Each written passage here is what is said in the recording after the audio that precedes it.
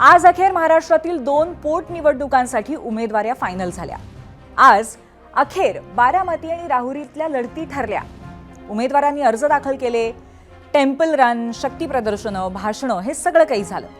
हे सगळं आज आपण पाहणार आहोतच, पण सुरुवातीला बारामतीची पोटनिवडणूक आणि महाविकास आघाडीतला गोंधळ। नमस्कार, मी पूर्वी भावे आणि तुम्ही पाहताय झिरो आवर। 2019 पासून जन्माला आलेल्या महाविकास आघाडीत आज 7 वर्षांनंतरही सगळ्यात जास्त कोणत्या गोष्टीचा अभाव जाणवतो तर राजकीय समन्वयाचा। खरं तर या आघाडीमध्ये एकत्र आलेल्या काँग्रेस राष्ट्रवादीची विचारधारा आधीपासूनच जवळपास एकसारखीच होती।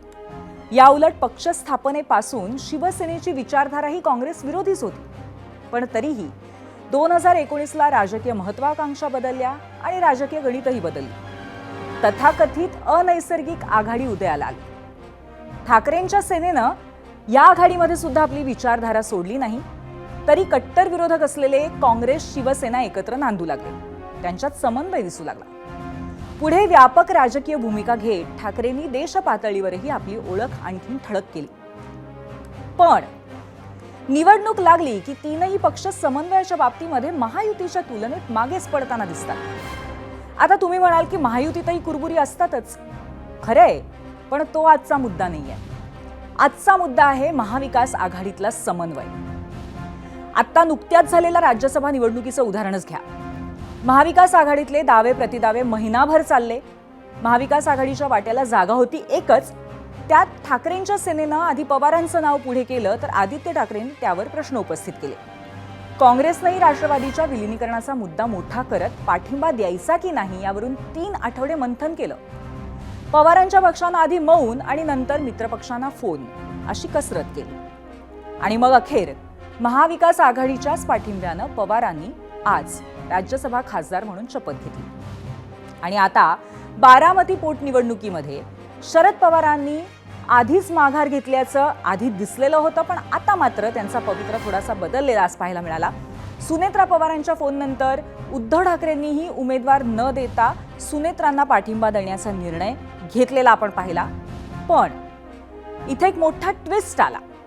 महाविकास आघाडीतील 2 पक्षांनी उमेदवार दिला नाही, पण काँग्रेसनं उमेदवार दिला, त्या उमेदवारांना अर्जही भरला। आता ही गोष्ट पवारांच्या राष्ट्रवादीला आवडली आहे का नाही हेही आपण पुढे बघणार आहोत, पण ठाकरेंच्या शिवसेनेला ती नक्कीच आवडलेली नाहीये आणि अर्थातच दादांच्या राष्ट्रवादीलाही आवडलेली नाहीये। एकूणच काय तर बारामती निवडणुकीमध्ये उमेदवारी देऊन काँग्रेसनं विरोधकांसह मित्रांची नाराजी अंगावर ओढवून घेतली असं दिसतंय। आणि यात सगळ्यात आक्रमक प्रतिक्रिया आली ती पार्थ पवारांची, ती आधी पहा। माझं काय बोलणं नाही झालंय कोणाबरोबर ना, अजिबात नाही। त्यांना कळायला पाहिजे काय करायचं।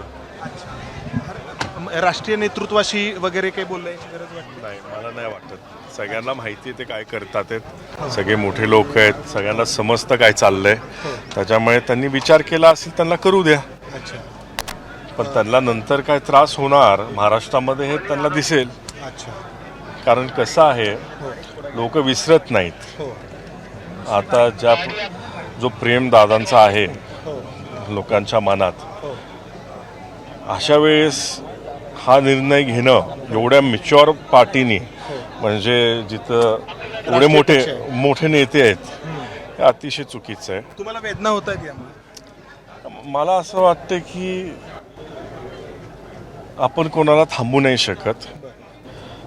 जसा वेळ येतो तसं समोर जावं लागतं आणि आम्ही समोर जाऊ।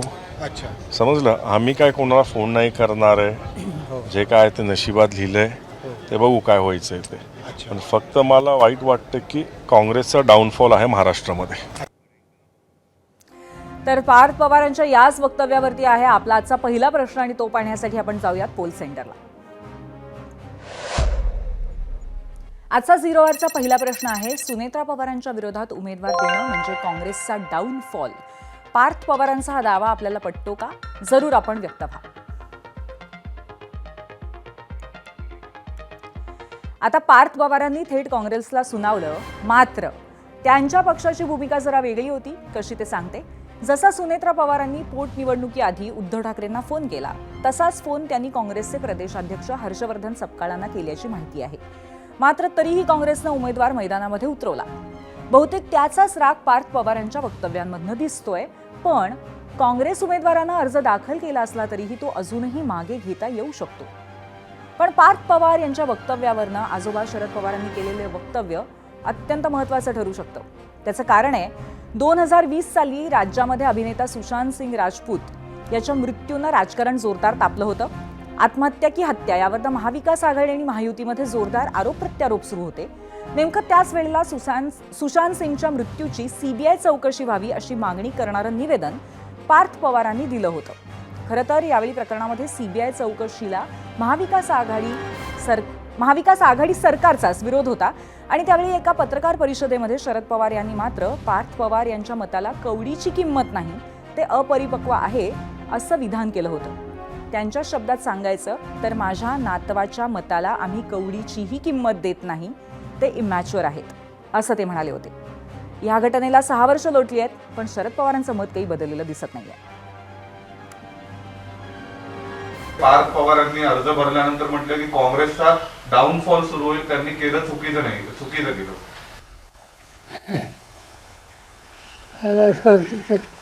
राजकारणामध्ये महत्त्वाची लढण्याचं शेतन करायला एक प्रकारची परिपक्वता लागते. ही कितपत आहे हे आज मी सांगू शकत नाही. असो, आजोबा नातवाचा हा संघर्ष 2019 पासून महाराष्ट्रानं पाहिलाय. त्यामुळे याच्या खोलात न जाता शरद पवारांनी बारामतीच्या पोटनिवडणुकीवरनं केलेलं एक विधान महाविकास आघाडीच्या नेत्यांनाही गोंधळात टाकणारं ठरू शकतं. ते आपण पाहूयात. ते म्हणालेत की काँग्रेस एक मोठा आणि स्वतंत्र पक्ष आहे. बारामती पोटनिवडणुकीमध्ये उमेदवार देण्याचा काँग्रेसला अधिकार, निवडणूक लढवण्याबद्दल निर्णय घेणं हाही त्यांचा अधिकार आहे. लोकशाहीमध्ये प्रत्येक निवडणुकीत कुणीतरी विरोधात लढणारच हे गृहीत धरूनच रिंगणात उतरावं लागतं. त्यामुळे बारामतीची पोटनिवडणूक बिनविरोध न होण्याबाबत अधिक चर्चा करण्याची गरज नाही.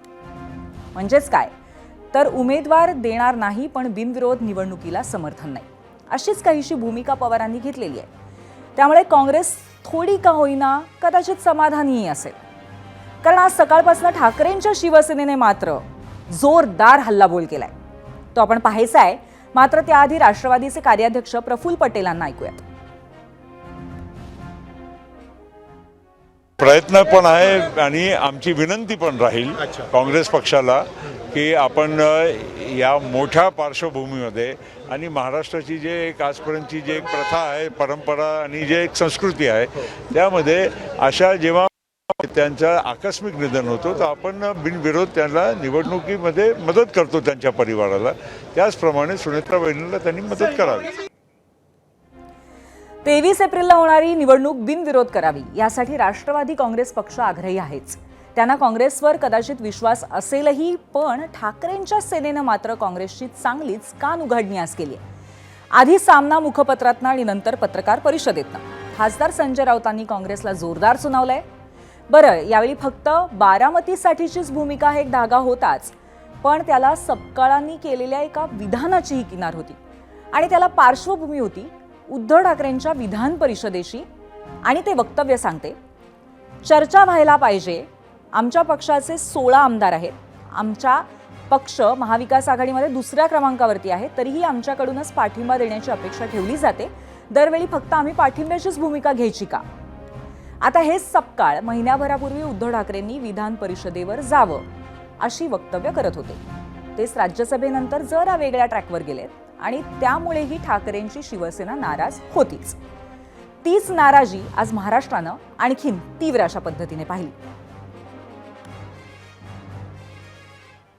आम्ही काँग्रेसला समजून सांगत आहोत की देशावर भविष्यामध्ये जे परिवर्तन होईल त्याचं नेतृत्व तुम्हाला करायचं आहे. त्यासाठी राज्यातले जे प्रादेशिक पक्ष आहेत तुम्ही त्यांच्याशी सन्मानानं, आपुलकीनं आणि सकारात्मक दृष्टिकोन ठेवून वागायला पाहिजे. हा विषय फक्त महाराष्ट्रातला नाही आहे.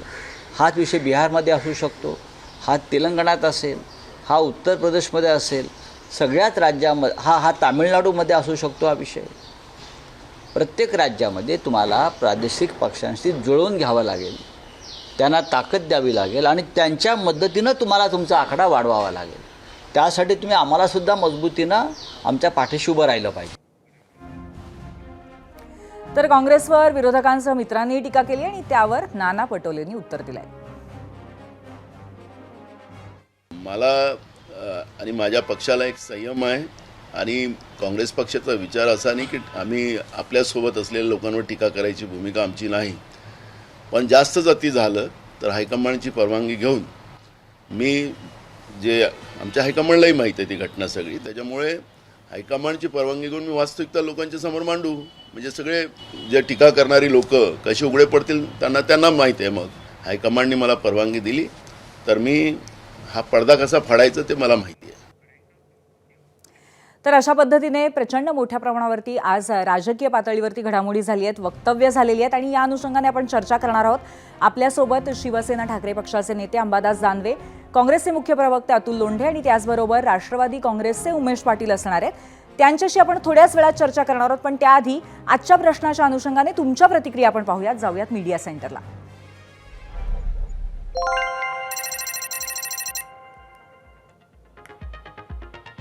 एक्सवरून पहिली प्रतिक्रिया.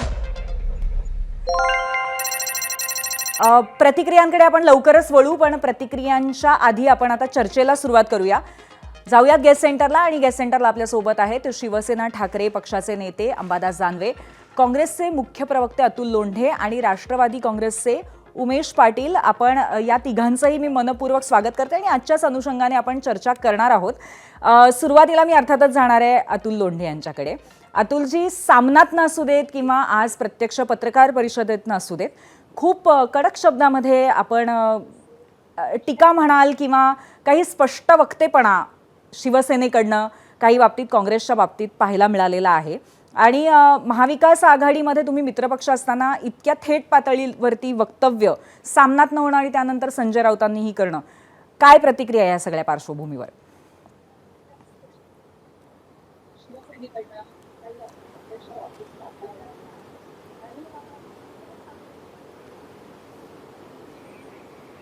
अतुलजी, तुमच्यासाठी प्रश्न आहे. चर्चा जर करायची असेल तर मग 2020 साली जेव्हा राज्यसभेची निवडणूक होती त्यावेळेस संजय राऊतांनी स्वतःच म्हणजे शिवसेनेनी स्वतःच 2 कॅन्डिडेट जे आहेत ते हो बोला अतुलजी. हॅलो हॅलो हॅलो अतुलजी, आवाज येतोय तुमचा, कदाचित थोडा डिले आहे, आपण बोला. ऐकू येतंय का आता माझं? हो येतंय. येस, ऐकू येतंय का? हो येतंय. अतुलजी ऐकू येतंय? तुम्हाला माझा आवाज ऐकू येतोय का? हॅलो हॅलो हॅलो अतुलजींशी आपण पुन्हा एकदा संपर्क साधूया. पण अंबादासजी, मला असं वाटतं की पुन्हा एकदा आज सामनामध्ये ज्या पातळीवरती प्रश्न उभे केले गेलेले आहेत काँग्रेसच्या बाबतीत, आणि आज आपण आत्ता बघितलं की संजय राऊतांनी सुद्धा असं म्हटलेलं आहे की प्रादेशिक पक्षांच्या बाबतीमध्ये धोरण थोडं वेगळं अवलंबलं पाहिजे. तुमचं मत या सगळ्या बाबतीमध्ये काय आहे? नक्की कशा पद्धतीने तुम्ही विश्लेषण कराल या भूमिकेच्या मागचं? फक्त संजय राऊत साहेब आणि माझं मत काय वेगळं असायचं काहीच कारण नाही. आणि संजय राऊत साहेबांनी हे सांगितलं की ही टीका नाही आहे, हा सल्ला आहे. खरं तर देशामध्ये आज सगळीकडे प्रादेशिक पक्ष मोठ्या प्रमाणावर असताना काँग्रेस निश्चित सगळ्यात मोठा पक्ष भारतीय जनता पार्टी नंतर या देशात आहेच. आणि म्हणून ठिकठिकाणी काँग्रेस पक्षाने अशा पद्धतीनं जे प्रादेशिक पक्ष आहे यांना थोडंसं प्राधान्य दिलं तर मला वाटतं त्याच्यातून काँग्रेसचाही फायदा होतो, प्रादेशिक पक्षाचाही फायदा होतो आणि भारतीय जनता पार्टीला रोखता येतं, हा एक विचार आहे. आणि दुसरी गोष्ट, जे संजय राऊत साहेब किंवा सामनातून बोललं गेलं हे पोटनिवडणुकीच्या अँगलनी बोललेलं गेलं नाही. हे बोललेलं गेलेलं होतं की ज्या राज्यसभा आणि विधान परिषदेच्या जागा आहे आणि परवाच्या दिवशी माननीय शरद पवार साहेबांनी जे वक्तव्य केलं होतं की विधान परिषदेच्या निवडणुकीला उद्धवजी ठाकरे साहेब जो उमेदवार देईल त्याला आमचा पाठिंबा राहील. आणि त्याच्यानंतर काँग्रेसच्या प्रदेशाध्यक्षानं जे मत व्यक्त केलं होतं की आम्ही नेहमी पाठिंबाच देत राहायचा का, त्या पार्श्वभूमीवर बरोबर अशा पद्धतीनं वक्तव्य झालेलं आहे. बारामतीच्या पोटनिवडणुकीविषयीचं त्या संदर्भात कोणतंही कारण नाही. बरं, पण मग या संदर्भातली आपली भूमिका ही स्पष्ट आहे की आपल्याला बिनविरोध झाली असती तरी चाललं असतं, अशा पद्धतीची ठाकरे पक्षाची आपल्या भूमिका राहिलेली आहे, बरोबर? हे पहा, अजून आत्ताशी फॉर्म भरण्याचा दिवस संपलेला आहे. अजून छाननी, विड्रॉ या सगळ्या याला अजून प्रोसेसला वेळ आहे. कारण आपण आत्ताच याविषयी घाईनं काही मत व्यक्त करणं मला वाटतं योग्य होणार नाही. परंतु माननीय उद्धवजी ठाकरे साहेबांची ही भूमिका स्पष्ट आहे की अजितदादा पवार यांचं ज्या पद्धतीनं अपघाती निधन झालं, अजितदादा पवारांचे वैचारिक मतभेद असू शकतात, परंतु महाराष्ट्राच्या विकासात एक महाराष्ट्राचं नेतृत्व म्हणून अजितदादांनी ज्या पद्धतीनं धडाडीनं काम केलेलं आहे आणि आता अजितदादांचं अपघाती निधन झालं, आपल्या महाराष्ट्राचं नुकसान झालं आणि त्या पार्श्वभूमीवर वहिनी उभ्या राहतात, सुनेत्रा वहिनी उभ्या राहतात. आणि मला असं वाटतं एखादी माऊली अशा पद्धतीनं उभा राहिल्यानंतर आपली संस्कृती आहे की तिच्या मागे आपण भक्कमपणे उभं राहिलं पाहिजे. ही भूमिका शिवसेनेची काय महाराष्ट्राची असली पाहिजे असं मत आहे आणि ती भूमिका माननीय उद्धवजी ठाकरे साहेबांनी व्यक्त केलेली आहे, आमच्या शिवसेनेने व्यक्त केलेली आहे. ठीक, अतुलजी. नाही, असं आहे, मगाशी तुमच्याकडून म्यूट होतं. नाही, असं आहे की संजय राऊत जे आहेत ते सामनामधून बोलण्यापेक्षा जर महाविकास आघाडीच्या अंतर्गत बोलले असते तर ते फार बरं झालं असतं. म्हणजे मग त्यांनाही सांगता आलं असतं की 2026 साली तुम्ही कशा पद्धतीनं सामंजस्याची भूमिका घेतली होती. 2026 मध्ये तुम्ही परस्पर 2 सीट ज्या आहेत त्या राष्ट्रवादीच्या डिक्लेअर केलेल्या होत्या. आता ही जेव्हा राज्यसभेची निवडणूक होती तेव्हा चर्चा न करता तुम्ही सांगितलं होतं की पवार साहेबांना राज्यसभेवर आम्ही पाठवू. तर हे सामंजस्य जे आहे हे याला सामंजस्य म्हणतात का, असं मला दानवे साहेब इथे ज्येष्ठ नेते आहेत, मला त्यांना विचारायचं आहे. आणि म्हणजे ही प्रश्न, हा मुद्दा आता लोकांमध्ये आणलेला आहे म्हणून हे प्रश्न आहे. पण अतुलजी, मग आधी सामंजस्य दिसलं नाही म्हणून त्याचा राग तुम्ही आता इकडे बारामतीच्या बाबतीत काढताय, असं काही आहे का? असं राग वगैरे काढण्याचा काही प्रश्न येत नाही. राजकारणामध्ये राग लोक काही नसतो. राजकारणामध्ये त्या परिस्थितीमध्ये घेतलेले राजकीय निर्णय असतात. जसं आता यांनी सांगितलं की विधान परिषद यांना द्यायची, राज्यसभा त्यांना द्यायची, मागच्या 2 राज्यसभा त्यांना द्यायच्या, मागची राज्यसभा त्यांना द्यायची, विधान परिषदेत त्यांना द्यायची आणि आता येणारी विधान परिषदेत त्यांना द्यायची. आणि काँग्रेसने जर सांगितलं की आमचा आता टर्न आहे, आपण महाविकास आघाडीमध्ये आहोत, तर मग मात्र आमच्यामध्ये सामंजस्य नाही आहे किंवा आम्ही प्रादेशिक पक्षांना कुठेतरी कमी लेखतो, अशा पद्धतीचं जे आहे ते काही विचार योग्य नाही आहे. मला असं वाटतं की या संदर्भामध्ये महाविकास आघाडीच्या ज्येष्ठ नेत्यांची बैठक व्हावी आणि त्याच्यामध्ये नाही. पण चर्चा मग व्हावी. तुम्ही ठाकरेंना विधान परिषदेमध्ये पाठिंबा देणार नाही असा याचा अर्थ आहे का? नाही, मी इथे बोलतो म्हणजे त्याचा अर्थ असा नाही आहे की ती एक कमिटी आहे, त्या कमिटीमध्ये बैठक होईल आणि बैठकीमधून तो निर्णय ठरेल. जसा पवार साहेबांना पाठवण्याचा निर्णय झाला की ती शेवटी ज्येष्ठ नेते आहे आणि त्यांचं तिथे असणं आवश्यक आहे. या सगळ्या गोष्टीचा विचार करून साहेब तिथे राज्यसभेवर गेलेले आपण पाहिलेले आहेत. सामनामधून डिसाईड नाही होणार ना की कोण कुठे जाईल आणि कोण कसं वागतं आणि कोण काय होतं, त्याची तर चर्चा सगळीकडे झाली पाहिजे ना. मग नाना पटोले साहेबांनी पण म्हटलं की त्यांनी ज्या पद्धतीनं म्हटलं की अध्यक्षपद स्पीकर्सने सोडल्यामुळे एवढी मोठी घटना झाली, त्यांनी सांगितलं की वरिष्ठांची परवानगी घेऊन एका दिवशी मग त्या संदर्भातही बोलता येईल. तर हे सामनामधून येणं आणि हे पब्लिक डोमेन मध्ये अशा पद्धतीची चर्चा होणे ही काँग्रेसची संस्कृती नाही. काँग्रेसची संस्कृती ही नेहमीची राहिलेली आहे की आपसामध्ये चर्चा झाली पाहिजे. बरोबर आहे, पण हे विचारण्यामागचं कारण असं होतं की तुमच्या प्रदेशाध्यक्षांनी थेट पब्लिक डोमेन मध्येच काही स्टेटमेंट्स केलेली आहेत आणि त्या अनुषंगाने मी तुम्हाला प्रश्न विचारला. उत्तर म्हणून झालेलं आहे. ठीक आहे. आता मी पुन्हा एकदा अंबादासजींकडे खरं तर याचं उत्तर घ्यायला येणार आहे, पण त्याआधी उमेश पाटलांकडे एक वेगळा प्रश्न घेऊन मला जायचं आहे की या सगळ्याच्या पलीकडे आज पार्थ पवारांवरती शरद पवारांनी जे मत मांडलेलं आहे, त्याला टीका म्हणायचं का सल्ला म्हणायचा हे माहिती नाही, त्याला एक पार्श्वभूमी पण आहे अशा पद्धतीच्या वक्तव्याची आधी सुद्धा, त्याबद्दल तुम्ही काय म्हणाल?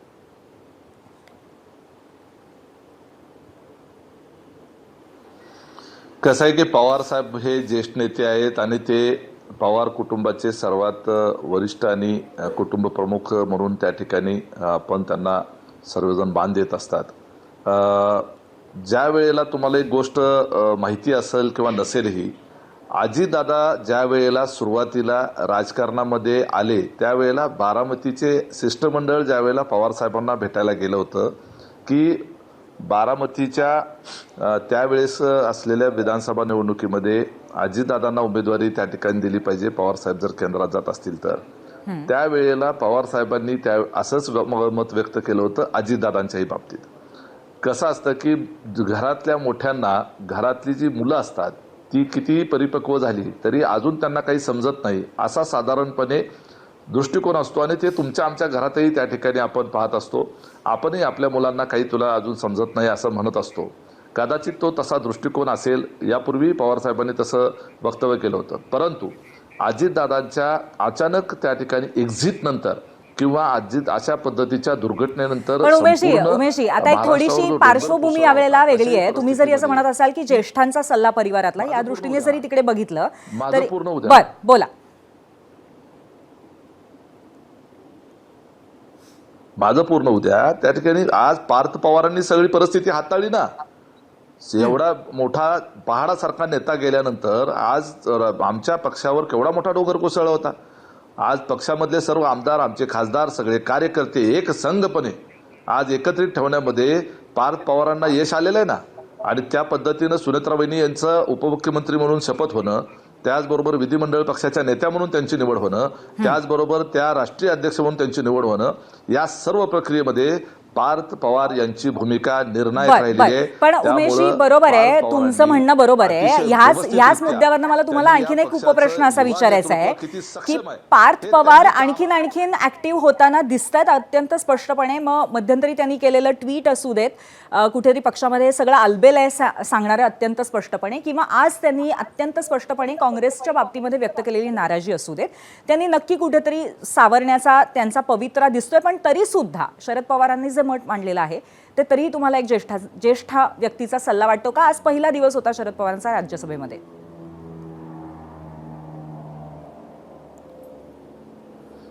हे पहा, मला अजून एक समजत नाही की महाविकास आघाडीमध्ये बारामतीचा मतदारसंघ जो आहे तो तुतारीकडे आहे, म्हणजे पवार साहेबांच्या पक्षाकडे आहे. मग राज्यसभेच्या मोबदल्यामध्ये बारामती हा मतदारसंघ तुतारीने काँग्रेसला सोडून दिलाय का, हे तरी त्या ठिकाणी स्पष्ट केलं पाहिजे. आज महाविकास आघाडीचा मतदारसंघामध्ये तुतारीच्याकडे असलेल्या जागेवर काँग्रेस उमेदवार कसा काय उमेदवार उभा करू शकते? आज शिवसेनेने जी भूमिका मांडलेली आहे त्याचं आम्ही स्वागत करतो. आदरणीय उद्धवजी ठाकरे यांचं आज सुनेत्रा वहिनींनी त्यांच्या भाषणामध्ये आभार देखील व्यक्त केलेला आहे. आणि आज संपूर्ण महाराष्ट्राची संवेदना एका बाजूला, महाराष्ट्रातल्या सर्वसामान्य जनतेची पक्ष विरहित असलेली भूमिका वेगळी एका बाजूला, आणि काँग्रेस पक्ष वेगळ्या दिशेला. त्यामुळं जनमानसाची नाळ काँग्रेसची निष्ठच चालली की काय? आणि मग यातून काँग्रेस पक्षाचा डाऊनफॉल त्या ठिकाणी आपल्याला स्पष्टपणे दिसतोय. कारण जनमानसाच्या मनामध्ये असलेल्या संवेदना जर काँग्रेसच्या पक्षश्रेष्ठी आणि दिल्लीपर्यंत जर पोहोचत नसतील किंवा पोहोचवल्या जात नसतील तर त्या पक्षाचं देखील ते नुकसान आहे ना. बरं, ठीक आहे, नक्कीच. मला असं वाटतं पार्थ पवारांनी सुद्धा याबद्दल अत्यंत स्पष्टपणे आपलं मत, नाराजी व्यक्त केलेली आहे. परंतु माझा प्रश्न मात्र शरद पवारांनी पार्थ पवारांवरती केलेल्या विधानाबद्दल होता. असो, आता मी पुन्हा एकदा अंबादास दानवे यांच्याकडे जाते. अंबादासजी, कुठेतरी या सगळ्यामध्ये महाविकास आघाडीची वीण पण सैल होतीये असा संदेश लोकांपर्यंत जाण्याची शक्यता आहे. त्याचं कारण असं आहे की जसं आता म्हणाले अतुल लोंढे, पब्लिक डोमेनमध्ये का ही सगळी चर्चा होतीये, प्रत्यक्षामध्ये कम्युनिकेशन नाहीये का महाविकास आघाडीमध्ये? असं काही नाही, असं काही म्हणायची गरज नाही. जसं आता राहुरीची पण पोटनिवडणूक आहे, तिथं जो काही शरद पवार साहेबांचा जो पक्ष आहे त्यांनी उमेदवार दिला त्याला आमचा पाठिंबा आहे. परंतु बारामती आणि राहुरी याची बरोबरी नाही होत. बारामतीची पार्श्वभूमी तुम्ही समजून घेतली पाहिजे की अजितदादा एक आपलं नेतृत्व आहे. वैचारिक, मी पुन्हा ते सांगतो, वैचारिक मतभेद असतील परंतु आपलं नेतृत्व होतं हे मानलंच पाहिजे. त्याच्याविषयी काही प्रश्न मनात निर्माण होण्याचा प्रश्नच निर्माण होत नाही. आणि असं असताना काँग्रेस जर उभा राहत असेल तर मला असं वाटतं त्यालाही काही अडवण्याची गरज नाही. काँग्रेस उभा राहत असेल, काँग्रेस मोठा पक्ष या देशातला, काँग्रेसला सगळ्या निवडणुका लढवण्याचा अधिकार आहे. परंतु या सगळ्या याच्यामध्ये आत्ताची पार्श्वभूमी तपासली पाहिजे. कारण अजितदादांचा जो दुर्दैवी अकालीच झालं ना, अचानकच झालं. अंबादासजी, आपण जसा उल्लेख केला की सामनात भरात असताना आणि त्याही उभ्या कोण राहत आहे? बोला आपण बोला ना. नाही, हा, मला असं म्हणायचं होतं की तुम्हीच उल्लेख केला की सामना उभ्या आहेत त्या अजितदादांच्या सुविद्या पत्नी आहेत. बोला, ऐकतो.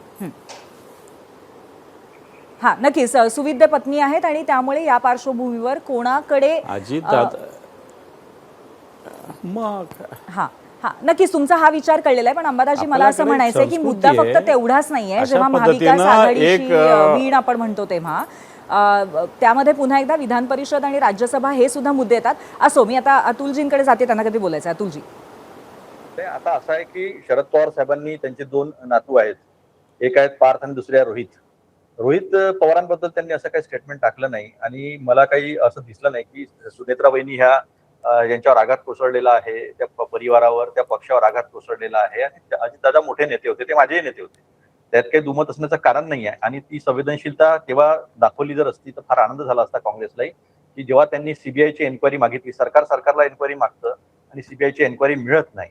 अनेक गोष्टी रोहित पवार जे आहे त्यांनी समोर आणल्या. पण आता पार्थ पवार जे आहे त्यांनी जर ती संवेदनशीलता की माझ्या वडिलांचा मृत्यू कशामुळे झाला, तिथे ब्लॅक बॉक्स का बरं बंद होता किंवा ब्लॅक बॉक्स जळल्याच्या बातम्यानंतर का आल्या, नंतर तो जो पायलट होता तो पायलट वेळेवर का बदलला, असे जे प्रश्न रोहित पवारांनी जे उपस्थित केले आणि राजकारण बाजूला सोडून माझ्या काकाचा मृत्यू झाला त्याची चौकशी झाली पाहिजे यासाठी देशभर वन फिरून त्यांनी कर्नाटकामध्ये एफआयआर नोंदवला. एफआयआर नोंदवण्याच्या संदर्भामध्ये आजही आम्ही प्रश्न उपस्थित केले की महाराष्ट्रातला एवढा मोठा नेता, देशातला एवढा मोठा नेता अशा पद्धतीनं त्यांचा मृत्यू होतो, पण संवेदनशीलता कोणीच दाखवत नाही की त्यांच्यावर एफआयआर झाला पाहिजे त्या केसमध्ये आणि त्या केसमधून एफआयआर झाल्यानंतर त्याची एन्क्वायरी झाली पाहिजे. आजही 0 एफआयआर कर्नाटकामधून झालेला असताना बारामतीमध्ये तो रजिस्टर होत नाही आणि सांगितलं जातं की हा चुकीचं झालेला आहे. तर मग जर अजितदादांना न्याय मिळू शकत नसेल आणि ती जर संवेदनशीलता नसेल की अजितदादांची एन्क्वायरी, अजितदादांच्या मृत्यूच्या संदर्भामध्ये इन्व्हेस्टिगेशन झालं पाहिजे, तर मग तुमच्यावरती या बातीमध्ये संवेदनशीलतेच्या बाबतीत प्रश्न का उभा केला जातोय असं तुम्हाला म्हणायचंय? उमेशजी बोला. नाही. प्रश्न असा आहे की संवेदनशीलता उपस्थित करून आम्ही बरोबर आहे अशा ऐका, तुमची संवेदनशीलता तुमची अतुलजी ऐका ना उमेशजी उमेशजी ऐकून घ्या. त्यांना पूर्ण करू देत, मी तुमच्याकडे येते. नाही, तुमचा सेगमेंट संपल्यानंतर थांबा ना जरा. स्वतंत्र सुनेत्रा वहिनींनी जे आहे ते सीबीआयची एन्क्वायरी मागितलेली आहे, ती एन्क्वायरी का होत नाही? एवढ्या मोठ्या नेत्याला न्याय मिळत नाही, संवेदनशीलता होत नाही. महाराष्ट्रामध्ये तेव्हाही प्रश्नचिन्ह उपस्थित झाले की तिसऱ्या दिवशी हे सगळं काय झालं. बरं ठीक आहे अतुलजी, थोडक्यात तुमचा मुद्दा हा फक्त याच्या भोवती. त्यामुळे प्रश्न असा आहे पूर्वी की यांनी एफआयआर दाखल करावा, तो इन्व्हेस्टिगेशन करावं, त्याच्यानंतर तो विचार करता येईल मग त्याच्यानंतर की ती निवडणूक लढली पाहिजे, बिनविरोध केली पाहिजे. बरं ठीक आहे उमेशजी, आता तुम्ही बोला. उमेशजी ऐकून घ्या. आमच्या इथे वसंतराव चव्हाण तर 6 महिने पूर्वीच वारले. लोकसभेची निवडणूक झाली, अतुल लोंढेंचा प्रॉब्लेम आहे फार. मोठे नेते होते. एक तर त्यांना अतुलजी ठीक आहे, मुद्दा कळलेला आहे. उमेशजी बोला तुम्ही. उमेशजी बोला. वसंतराव चव्हाण जेव्हा वारले तेव्हा ते फक्त 2-3 महिने झाले होते निवडणुकीला लोकसभेच्या, पण तिथे मात्र विधानसभेसोबत निवडणूक झाली तेव्हा बीजेपीने. बरं अतुलजी मुद्दा कळलेला आहे. आता आपण जरा थांबूया. मला प्लीज उमेशजींना बोलू देत. उमेशजी आपण बोला. उमेशजी आपण प्लीज बोला. उमेशजी बोला. गेले तेव्हाही तिथे निवडणूक झाली. उमेशजी आपण बोला. उत्तर द्या. अतुलजी थांबा जरा, बोला पहिल्यांदा. हो बोला, आता आपण बोला. मला एक समजत नाही, महाराष्ट्राच्या समोर आज राज्याच्या समोर हे स्पष्ट आलेलं आहे की काँग्रेस पक्षाने त्यांचा उमेदवार त्या ठिकाणी बारामतीमध्ये दिला. एका बाजूला काँग्रेस पक्ष संवेदनशीलतेच्या गोष्टी करतो आणि दुसऱ्या बाजूला ही काँग्रेस पक्षाची संवेदनशीलता आहे. अजितदादांच्या धर्मपत्नी त्या ठिकाणी निवडणुकीला उभ्या असताना आणि संबंध महाराष्ट्र हा हळहळत असताना या अशा पार्श्वभूमीवर होत असलेली ही जी निवडणूक आहे, अत्यंत दुःखद अशा वातावरणामध्ये होत असलेली निवडणूक जी आहे ही, त्या ठिकाणी तुम्ही संवेदनशीलतेच्या गोष्टी करता आणि त्या ठिकाणी उमेदवार समोर देता. सुनेत्रा वहिनींचा पराभव करण्याच्या करता काँग्रेस पक्ष उमेदवार देतो आणि तुम्ही संवेदनशीलतेच्या गोष्टी करता. आणि राहिला प्रश्न अतुलजी, रेल्वेमध्ये ऍक्सिडेंट झाल्यानंतर ते प्रकार त्या ठिकाणी किंवा रेल्वेमध्ये कुठलाही अपराध झाला तर ते रेल्वे पोलीसकडे गुन्हा रजिस्टर होतो.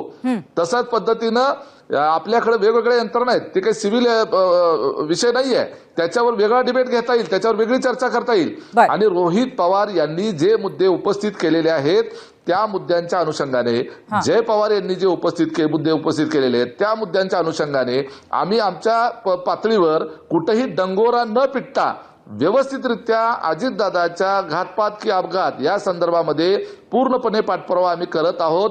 अजितदादाच्या कुटुंबाच्या आणि राष्ट्रवादी काँग्रेस पार्टीच्या कार्यकर्त्यांच्या मनाच्या मध्ये ज्या काही शंका या संदर्भात आहेत त्याचं निरसन होण्याच्या करता योग्य पद्धतीनं आम्ही इन्व्हेस्टिगेशनच्या बाबतीमध्ये अग्रेसर आहोत.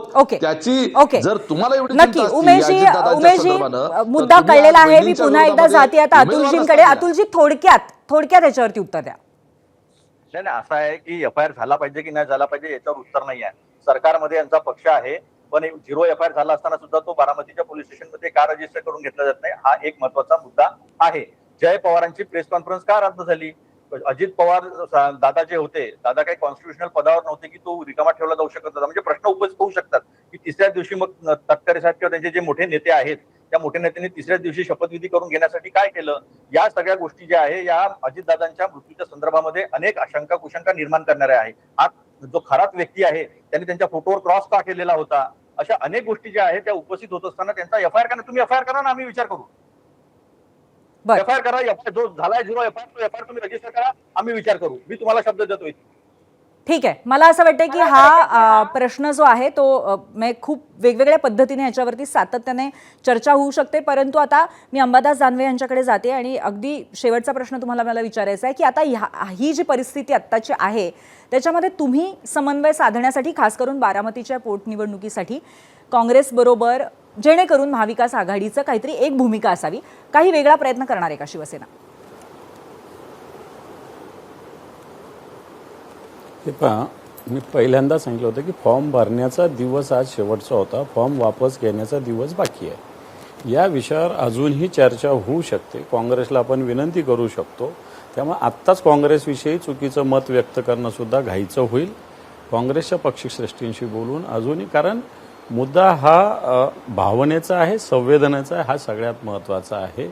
कारण वहिनी उभ्या आहेत आणि म्हणून मला असं वाटतं याच्यावर घाई न करता, काँग्रेसवरही टीका टिप्पणी न करता अजून विड्रॉपर्यंत याच्यासाठी पूर्ण प्रयत्न करावे आणि सुनेत्रा वहिनी कशा सगळ्या महाराष्ट्राच्या वतीनं, महाराष्ट्राच्या भावनेच्या माध्यमातून निवडून येतील बिनून याच्यासाठी सगळ्यांनी प्रयत्न करावे असं मला तरी वाटतं. ठीक आहे. थोडक्यात तुम्ही अजूनही आशावादी आहात की अर्ज मागे घेता येऊ शकतो. धन्यवाद. तुम्ही तिघही आज इथे या विषयावरती चर्चा केली त्याबद्दल.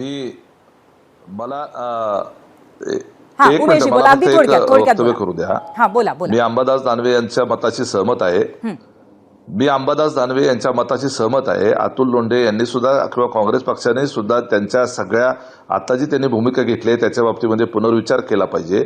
निश्चितपणे या बाबतीमध्ये आम्ही देखील त्याच्याशी सहमत आहोत. काँग्रेस पक्षश्रेष्ठींनी 9 तारखेपर्यंत त्यांना वेळ आहे आणि विड्रॉल त्या ठिकाणी होऊ शकतं आणि त्या ठिकाणी महाराष्ट्राच्या संवेदनेच्या सोबत सर्वांनीच राहिलं पाहिजे, सर्वच राजकीय पक्षांनी राहिलं पाहिजे असं आमचं मत. नक्की उमेश आणि आपल्या अनेक नेत्यांनी, ज्येष्ठ नेत्यांनी पण अशाच पद्धतीचं मत व्यक्त केलंय. धन्यवाद आपल्या या संपूर्ण चर्चेबद्दल.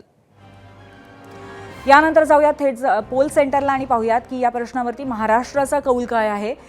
सगळ्या बाजूने आपण आता चर्चा केलेली आहे. काँग्रेस आणि त्याचबरोबर राष्ट्रवादीची भूमिका आपण पाहिली आहे. एकूण 15,000 मतं आलेली आहेत.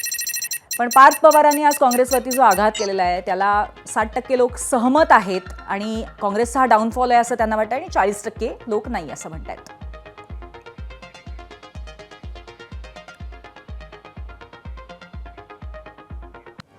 आणि आता हे सगळं राजकारण जिथून सुरू झालं त्या बारामतीमध्ये आपण जाऊया. अजित पवारांच्या पत्नी आणि राज्याच्या उपमुख्यमंत्री सुनेत्रा पवारांनी अजितदादांच्या जाण्यामुळे रिक्त झालेल्या बारामती मतदारसंघाच्या विधानसभा पोटनिवडणुकीसाठी आज आपला उमेदवारी अर्ज भरला.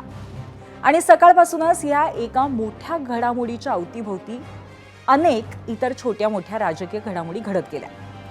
महाराष्ट्राच्या राजकीय संस्कृतीचे दाखले देत सुनेत्रा पवारांची ही निवडणूक बिनविरोध व्हावी यासाठी महायुतीने बराच प्रयत्न केलेला आहे. 23 एप्रिलला या जागेसाठी मतदान होणार आहे आणि 4 मेला मतमोजणी होणार आहे. पण या खेपेला तरी राज्याच्या या राजकीय संस्कृतीला तडा जाणार असंच दिसतंय. आत्ता आपण अगदी चर्चा केली त्यातून सुद्धा काँग्रेसच्या भूमिकेतनं अजूनही असंच दिसतंय. कारण या जागेसाठी फक्त काँग्रेसच नाही तर शेवटच्या दिवशी 68 अर्ज भरले गेल्याची माहिती आहे. आणि आजचा चर्चेचा विषय ठरला तो म्हणजे सुनेत्रा पवारांच्या बाबतीत काँग्रेसने घेतलेली भूमिका.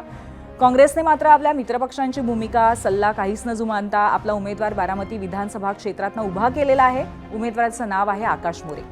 या सगळ्या घडामोडींवरती आपण सविस्तर चर्चा करणार आहोत. पण या अनुषंगाने आजचा दुसरा प्रश्न आपण पाहूयात. त्यासाठी जाऊयात पोल सेंटरला.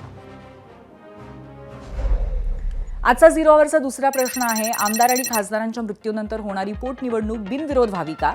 होय आणि नाही असे 2 पर्याय याच्यामध्ये आहेत. तुमचं मत काय आहे मला जाणून घ्यायचंय.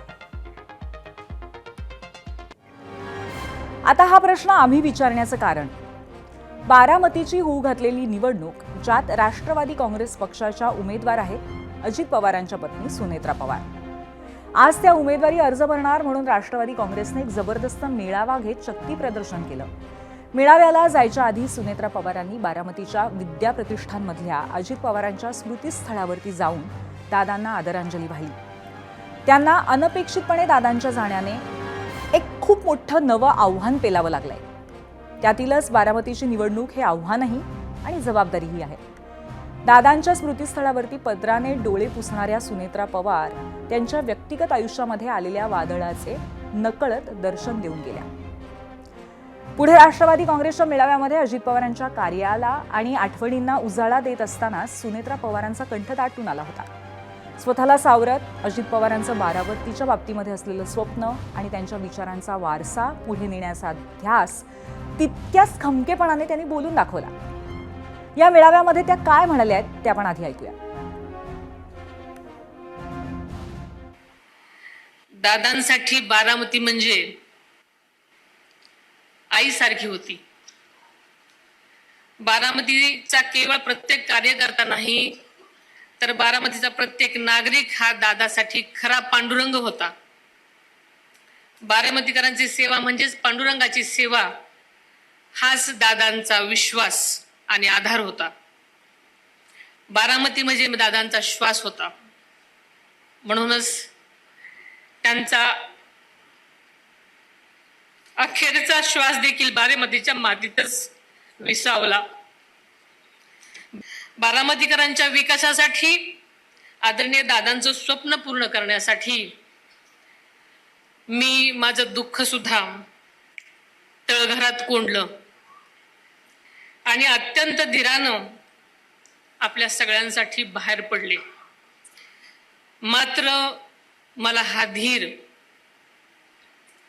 तुम्हा बारामतीकडे बघूनच आला आहे. तुमचं प्रेम, तुमचा पाठिंबा, तुमची साथ हीच माझी शक्ती आहे. माझ्या लग्नापूर्वीपासूनच मला सामाजिक कार्याचा वारसा जरी लाभला असला तरी 4 वेळा मुख्यमंत्री राहिलेल्या आदरणीय पवार साहेबांची सून म्हणून आणि 6 वेळा उपमुख्यमंत्री राहिलेल्या अजितदादांची पत्नी म्हणून मी गेल्या 40 वर्षात पवार परिवाराची काळजी घेतलेली आहे. आता बारामतीसह राज्याच्या जनतेची सुद्धा काळजी घेण्याची शक्ती मला मिळावी अशी ईश्वराकडे प्रार्थना करते. आदरणीय दादांच्या माघारी ही पहिलीच निवडणूक आहे. त्यामुळे ही केवळ निवडणूक नाही तर आदरणीय दादांना श्रद्धांजली अर्पण करण्याची प्रत्येक बारामतीकराला खरं संधी आहे. ही निवडणूक खरी तर माझी नसून ही निवडणूक बारामतीकरांची आहे आणि बारामतीकरांचं दादांवर किती प्रेम आहे हे मी जास्त सांगायला नको. त्यामुळे ही सगळी निवडणूक बारामतीकरांनी आपल्या हातात घेतलेली आहे. त्यामुळे बारामतीकर नक्कीच त्या निवडणुकीमध्ये काय करायचं त्यांनी ठरवलेलं आहे. आणि आजच्या मेळाव्यातनं एक बिटवीन द लाईन्स राजकीय संकेतही महाराष्ट्राला मिळालाय. खरं तर गेले काही दिवस राष्ट्रवादी काँग्रेसमध्ये ऑल वेल नाही आहे असं सांगण्याचा प्रयत्न काही लोक करत होते. इतकंच नव्हे तर दादांच्या जाण्यानंतर एका बाजूला प्रफुल्ल पटेल आणि सुनील तटकरे आणि दुसऱ्या बाजूला सुनेत्रा पवार आणि त्यांची 2 मुलं असा संघर्ष उभा करण्याचा सुद्धा प्रचंड प्रयत्न होताना जाणवला. पण आजच्या मेळाव्याने हे सगळं नरेटिव्ह धुवून काढलं.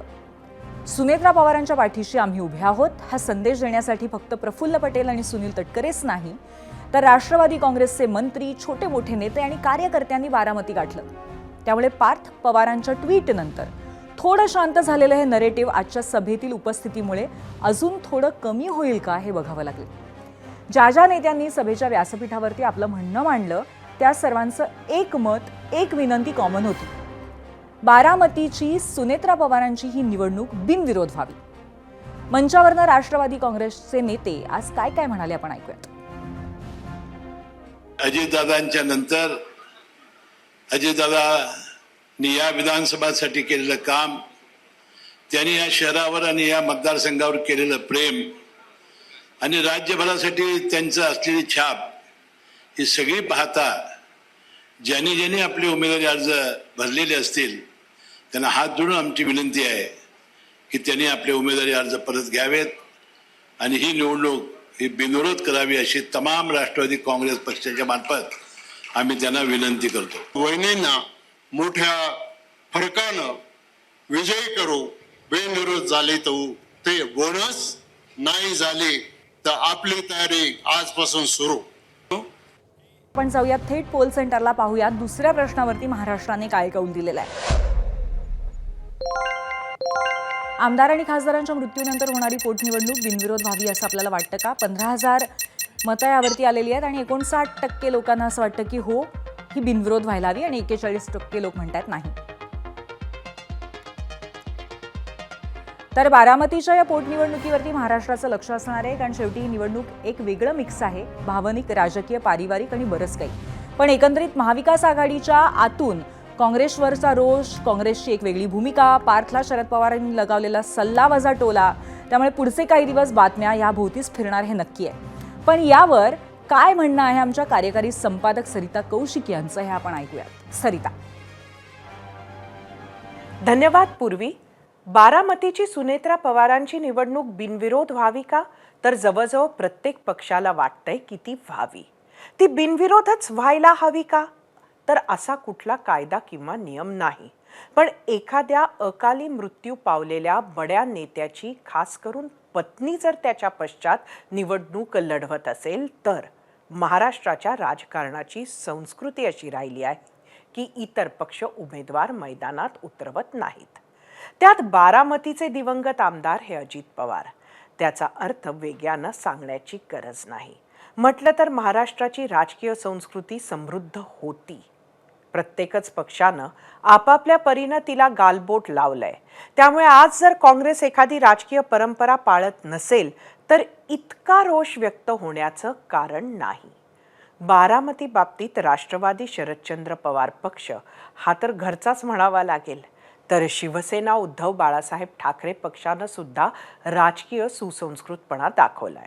पण सध्याचा काँग्रेसवर जो त्यांच्याच मित्र पक्षांचा रोष दिसतोय तो काही बारामतीवरून नाही. ज्या जागेवर महाविकास आघाडीत आजवर शरद पवारांच्या पक्षाचा अधिकार होता ती जागा त्यांनी लढत नाही म्हटल्यावर आपला रुमाल काँग्रेसनं टाकला, ह्याबाबतचाही तो रोष नाही. तर काँग्रेसवरच्या मित्रपक्षांच्या रोषाला एक वेगळा अंडरकरंट आहे. हा अंडरकरंट आहे राज्यातील काँग्रेसशी मित्रपक्षांनाच अवघड असलेला संवाद. हा अंडरकरंट आहे उद्धव बाळासाहेब ठाकरे यांच्या पक्षानं विधान परिषद लढवावी का ह्यावर काँग्रेसचं नुकतंच आलेलं वक्तव्य. हा अंडरकरंट आहे काँग्रेसच्या राज्यातील नेतृत्वाकडे कुठलेच निर्णय घेण्याचे नसलेल्या अधिकाराबाबत. हा अंडरकरंट आहे चर्चा करू असं म्हणत चर्चा न करताच घेतल्या जाणाऱ्या निर्णयांचा. हा अंडरकरंट आहे भाजप विरोधी प्रादेशिक पक्षांना ताकदीनं राष्ट्रीय पातळीवर एकवटू न शकणाऱ्या काँग्रेसच्या अपयशाचा. सत्तेत कोणीही असले तरी आपले महत्त्व टिकवून ठेवणाऱ्या शरद पवारांना लवचिक भूमिकेचं महत्त्व माहिती आहे. गेल्या काही महिन्यांमध्ये हीच लवचिकता थोड्याफार प्रमाणात आता उद्धव ठाकरेंची शिवसेना पण शिकते असं दिसतंय. पण काँग्रेस मात्र बारामती असो, विधान परिषद असो की राज्यसभा, 4 आण्याची कोंबडी आणि 12 आण्याचा मसाला अशा मूडमध्ये नेहमीच काम करताना दिसते. असे वाटत असल्यामुळेच सध्या तरी मित्रपक्षांनी सुद्धा अंतर राखणे पसंत केल्याचं दिसतंय. पूर्वी. धन्यवाद सरिता. आणि याबरोबर 0 आवरमध्ये आज आपण इथेच थांबतोय. पाहत रहा एबीपी माझा. एबीपी माझा, उघडा डोळे बघा नीट.